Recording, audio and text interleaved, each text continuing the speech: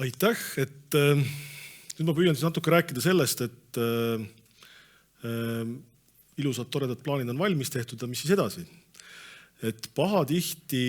juhtub nende strateegiatega see, et väga palju auru läheb sellele, et teeme valmis, ilusad nimetused on igasugused asjad ja siis niimoodi hingame sügavalt välja, tehtud. Aga eesmärk on ju see, et me teeme head plaanid selleks, et ka midagi ellu viia. Ja eriti just käib see nii-öelda hilisem mittetegemine just nende maakondlike arengudokumentidega juurde, et ma töötasin varem maavalitsuses arengu- ja planeeringu osakonna juhatajana, siis ka vastutada oli siis maakonna arengukava. Ja see oli ka, et möllasime, tegime, maavanem pani pärast pidulikult allkirja ära ja siis panime sahtlisse ära ja 5 aasta pärast vaatasime, et kõik on tegemata, miks sellepärast, et ei olnud kindlaks määratud, kes mida teeb ja rääkimata sellest, et raha ka selle jaoks ei olnud. Et loodame nüüd uues ajas, mis peale nii-öelda omavalitsuste ühinemist ja maavalitsuste kaotamist on maakondlikud asjad seaduse järgi siis kohaliku omavalitsuste ühised asjad. Et loomulikult seda ühist kokkulepet on võib-olla keerulisem saavutada, aga ma loodan, et kui need ühist kokkulepet saavutatakse, siis need ka toimivad. Aga Omavalitsuste Liit on 2 algatust täna juba ette võtnud, mis on otseselt seotud siis selle kohaliku kliima- ja energiakava elluviimisega ja me kasutame või juba kasutame ühte ja oleme kohe võtmas kasutusele teist Euroopa Investeerimispanga siis nii-öelda abivahendit. Ja sellest Euroopa Investeerimispangast ka natukene, et kuna nimetus on sees pank, et siis paljudele tundub, et see on mingi selline pank, kus tuleb nagu tavapärast, saadan laenu taotluse ja siis äkki saan vastuse, kas saan laenu või ei saa, siis räägin protsendi üle, et tegelikult Euroopa Investeerimispank on nagu natuke teine institutsioon, et see on meie kõigi ühine pank, kes me Euroopa Liidu liikmed oleme ja tema need eesmärgid ei ole nii-öelda otseselt seotud sellega, et Euribor pluss 0,5 või 1% siis kasum tuleb, et tegelikult eesmärgid on natuke teised ja hetkel veel ei ole seda ümber nimetatud, aga tegelikult peaks selle nimi tulevikus olema Euroopa Kliimapank ehk Euroopa Investeerimispank toetab neid algatusi, mis aitavad kaasa kõikidele nendele võetud kliimaeesmärkidele ja pakub nii rahalist tuge kui ka siis tegelikult nõustamist ja nõustamine, tehniline abi ongi see, mida meie tahame 2 projektiga kasutada ja oleme juba kasutamas. Et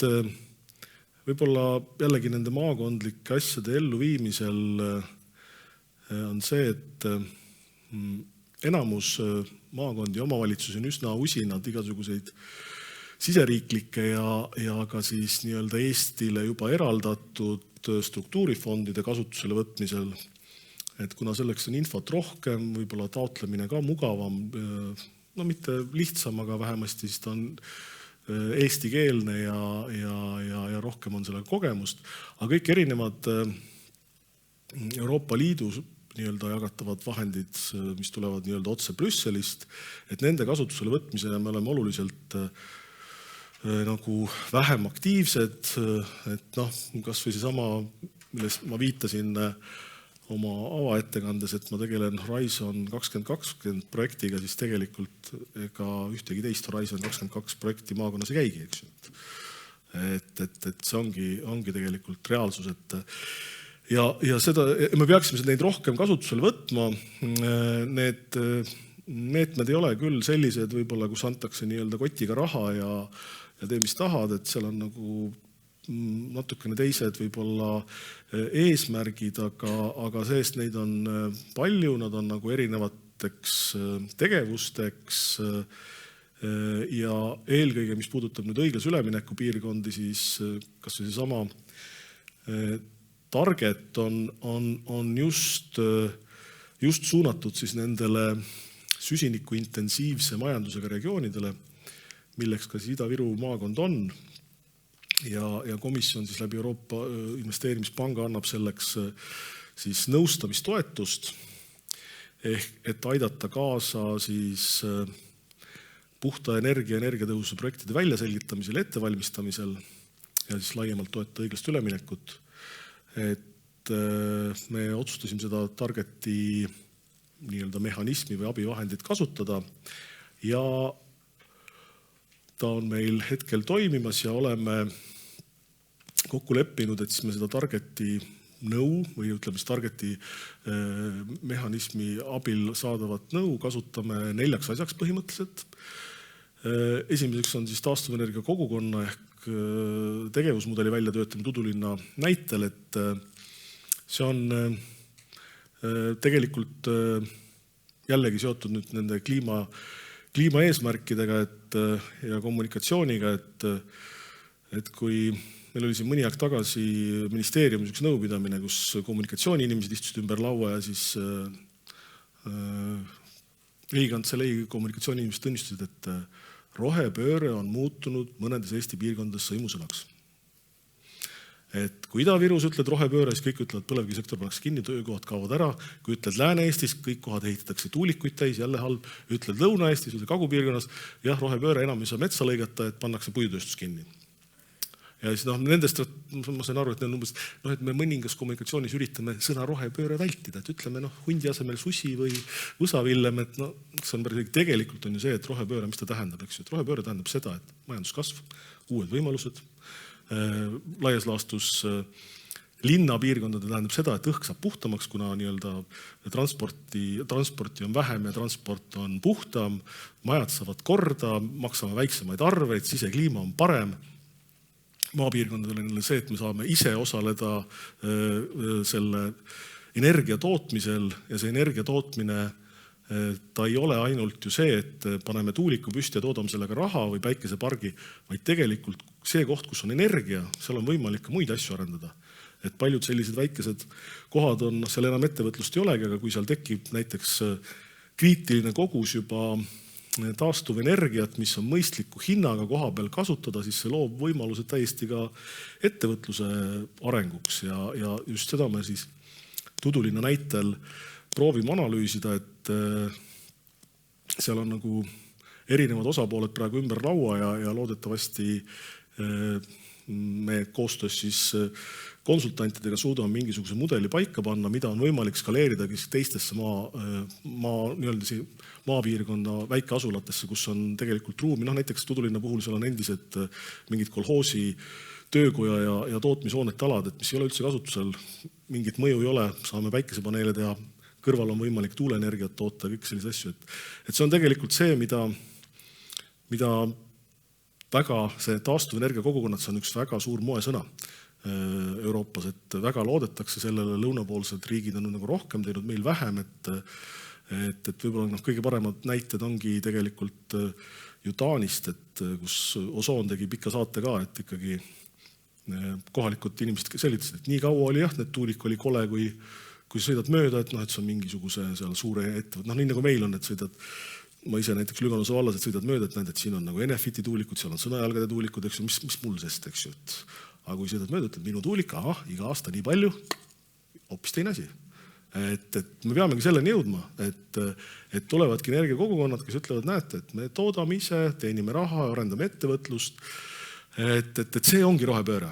Mitte see, et kõik läheb kinni ja kõik nii-öelda viimane kustab tule ära, et ei ole päris niimoodi, et loodame, et see mudel saab välja töötada, on nii-öelda eluvõimeline ja jätkusuutlik, et saab seda tõesti skaleerida ka mujale. Teine suurem asi on, millega tegeleme ja mille kohta on ülejärgmisel nädalal 16 ka plaanitud veebiseminar, on avaliku erasektori koostöömudeli analüüs selleks, et munitsipaalhoonete energiatõhusust saavutada. Sest kohalikel omavalitsustel on nagu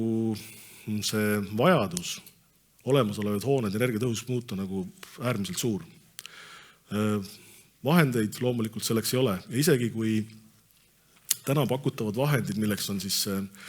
niinimetatud CO2 meede, kui neid kasutada, siis ikkagi suuremate hoonete puhul ei toimi lihtsalt, et siin Olga on hea kohe öelda, et kui on suur hoone, eks, siis sellest 500 miljonist ju ei jagu. Ja siis toimubki nagu renoveerimine umbes niimoodi, et 1 aasta vahetame aknad, teine aasta teeme otsaseinad ja siis 10 aasta pärast jõuame ringiga tagasi ja hakkame sama asja tegema edasi. Nulliring nagu, et vahepeal oleme maksnud ikkagi ära ja teine asi, et siuksed väiksed ehitustööd nagu eriti suurettevõttele ei paku huvi ka. Et see on nagu üldse energiatõhususe saavutamisega praegu probleem, et kui sa teed seal nagu ühe maja, mingisugustele suurtele ehitusettevõttele, mõttetu, ma ei viitsi nagu projektijuhte nagu palgale võtta, et kui oleks nagu majade grupp või oleks näiteks omavalitsustel võimalik panna, et kõik meie majad teeme korraga korda, näiteks 3 aastaga, siis juba oleks konkurents sellise lepingu peale hoopis teine.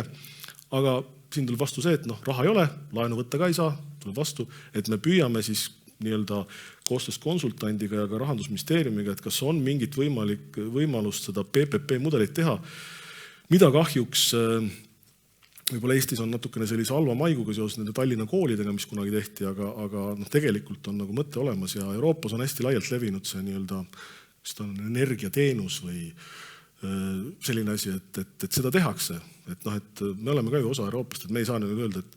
et vaja on teha, me peame saavutama energiatõhususe, aga raha meil ei ole. Ei ole võimalik, eks ju, et see on natukene selline ebamõistlik. Ja 3. suurem asi on seotud siis Narva KEK tegevuste nõustamisega, et mis tulenevad siis Narva linna kliimaenergia kavast, et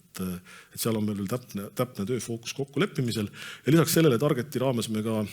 võtsime siis nõu selleks, et kokku panna Elena lõplik taotlus ja selle Elena on jällegi, Elena on natuke teistmoodi abivahend, et mõte on sama, et see kehtib kõikidele piirkondadele. Eesti esimene Elena toetus tuli Tartusse, kuigi nad hakkasid hiljem vist taotlust koostama, kui meiega said varem toetuse kätte. Aga ma ei tea, ka kasutama pole vist hakatud, et sellest saab pärast siis rääkida, et aga see on nii-öelda kohe vist käima minemas, ma saan aru. Et meie peaksime siis olema, mitteametlikel andmetel on jah, see otsus on nagu olemas, seal teatud asjad on veel teha, aga peaksime olema teine ja ma tean, et vist Tallinn on ka huvi selle vastu tundnud. Ja seal on ka põhimõtteliselt siis on ka, et energiatõhusus eelkõige, aga ka linnatransport ja muud siuksed lahendused. Ja meie siis Elenaga proovime nagu sellist probleemi lahendada või aidata kaasa selle probleemi lahendamise selleks, et maakonnas on meil 2187 korterelamut ja tervelt 4 tükki on ära renoveeritud. Et jah, kui sama tempoga jätkame, et mis siis tuleb 5 aastaga üks hoone, et kui palju see läheb, ma ei oska nii hästi arutada. Ja kui viimane KredExi voor oli siin ajakirjandus käis läbi, see oli nüüd paari nädalat, et ühe päevaga sai 80 miljonit otsa, siis Ida-Virust tuli jälle nulliring. Ei tulnud ühtegi taotlust ja mina olen tähele pannud, et üldjuhul nende toetustega nii, et kui sa ei küsi, siis ka raha ei anta. Kui küsid, siis vahest antakse. Ja reaalsus on tegelikult selles, et 30 aasta jooksul arvestades meie elamufondi seisukohta peaaegu pool sellest muutub kasutuskõlbmatuks. Ja tuleb, ei ole enam pärast mõistlik neid renoveerida. Ja lisaks on nagu see meie nagu linnade välisilme ka ikkagi üsna kehva, rääkimata siis sisekliimast, eks ju, et see on ju tavapärane, et me akna jaksab iga inimene ise ka ära vahetada, aga sellest sisekliima muutub üsna kehvaks, kui sul korralikku ventilatsiooni ei ole. Ja siis me Elenaga soovime teha korteriühistutele sellise ühe peatuse poe nagu lahenduse, et täna KredEx küll pakub ka selle ettevalmistuse toetust, aga üks asi on see, et seal selle ettevalmistuse peale vist toetust on samamoodi ainult 50%. Elenaga me täna oleme nagu plaaninud selliselt, et kõik ettevalmistustööd, mis on vaja teha selleks, kuni nii-öelda anda sellele renoveerimise lepingule allkiri, nende maksumus korteriühistul oleks 10% tegelikust maksumusest. Et siis nagu see motiveeriks neid. Oleme eesmärgiks võtnud, et vähemalt 30 hoonet nii-öelda on eelvalikus ja vähemalt 20 hoonet saavad siis selle täistoetuse, et jõuavad nii-öelda hankelepinguni ja loodetavasti vähemalt 26. aastaks on vähemalt 20 korterelamut renoveeritud ja ja investeeringute maht on vähemalt 20 miljonit, et see on, kui arvestada suuri korterelamuid, et kui tulevad väiksemad, siis ilmselt ka see tulema väiksem, ja kõik algabki tegelikult teavitusest ja kommunikatsioonist, et meil siin mõned kuu aega tagasi või natuke vähem, natuke rohkem tuli liikvele uus nii-öelda rohepöörde sõimusõna sundrenoveerimine. Et no pagan võtaks, et kes selle peale tuli, et kui ma elan majas, mis nagu soojust ei pea ja kliima on kehv, et siis keegi sunnib mind või ei ole, et mingit sundrenoveerimist ei ole, pakutakse võimalusi toetuste näol oma hoone korda teha ja asjaga edasi minna, et mul oli eelmise nädala võimalus Brüsselis olla ühes paneelis koos volinik Ferreiraga ja seoses õiglase ülemineku tegevustega ja volinik ütles ka väga selgelt, et seal Poola ja Bulgaaria küsimustel umbes, et midagi ei tehta, midagi ei aidata, siis volinik ütles, et kuulge, et Brüssel ei tule teie eest nagu asju tegema, et meie poolt on nagu eesmärgid, natuke abiraha, mida, kuidas ja kellega, teie asi, tehke koha peal ära ja ei olegi, ega selle korterelamute renoveerimisega meil täpselt samamoodi, et ega võib-olla meil paljudes linnades on vanast ajast jäänud see tunne, et kuna need hooned palju kuulusid ka suurtele ettevõtetele, et et küll kas siis see ettevõtte või siis maja valitsus või keegi tuleb, teeb korda, aga ei tule keegi tegema. Kui ise ei tee, jääbki tegemata, midagi ei ole teha.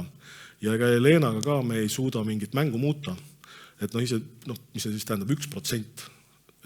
1% nendest kõikidest korterelamutest on võimalik, et me anname Helena seda toetaetust, et see on nagu selline piiratud pakkumine, et kõigil lihtsalt jätku. Loodame, et jah, see meil õnnestub, aga näeb, et kui kõik läheb hästi, siis saame siin võib-olla järgneva paari kuu jooksul rahastamislepingu alla kirjutatud ja hiljemalt siis septembrist peaks nagu kogu projekt täie mahuga jooksma hakkama plaanide järgi. Aga need on jah 2 tegevust, millega me täna juba tegeleme, mis ei tähenda aga, et siis teistega ei tuleks tegeleda, aga need on sellised algatused, mis me oleme ette võtnud, et võib-olla suuremat algatuse ettevõtmiseks on vaja ka suuremat kokkulepet, mida täna veel hetkel ei ole. Aitäh! Jätame võib-olla kokkulepete arutelu paneeli jaoks. Eile vähemalt oli siin 2 linnapead või 3 linnapead ja tegelikult ma arvan, et see kokkulepe, et kuidas ikkagi koostööd teha, peaks sündima. Et peaselt on just need tegevused, et mida siis tegelikult teha. Aga aitäh Hardile ja läheme oma programmiga edasi.